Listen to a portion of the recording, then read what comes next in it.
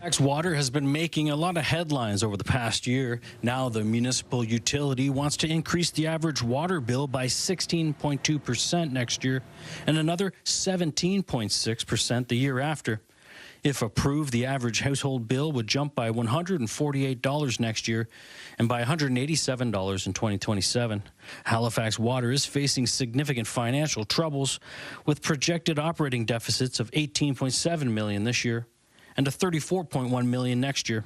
The last two rate applications, we had the luxury or the fortunate position to be able to draw from reserves and surpluses to draw down the rate increases that we needed in the past two rate applications. But that's no longer the case. Reserve funds and surpluses have been drained as Halifax Water deals with inflation, high interest rates, and aging infrastructure and upgrades that are needed to provide reliable services. Their CEO and GM admits rates may have been kept too low for too long. The last rate increase was in 2023 and was 3.6%. Fortunately, we are a nonprofit organization. We rely solely on the rates that are generated from our consumption and revenues. Halifax Mayor Andy Fillmore calls the proposed rate increase unacceptable. This is too much at a time when people are having trouble meeting their financial obligations. You know, households are tightening their belts.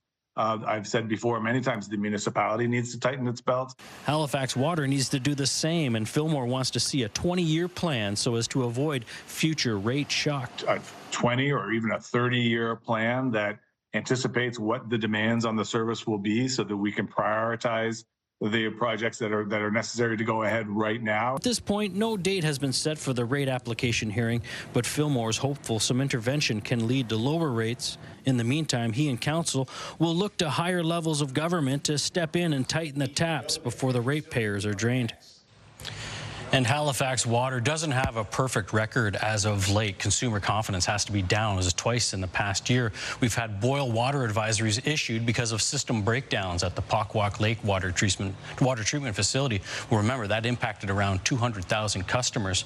Now, the utility also came under fire for not disclosing that two major treatment facilities had stopped fluoridating water for several years. One has since restored it, Todd. All right, Jesse Thomas in the newsroom with us this evening. We'll keep our eye on that. Thank you, Jesse.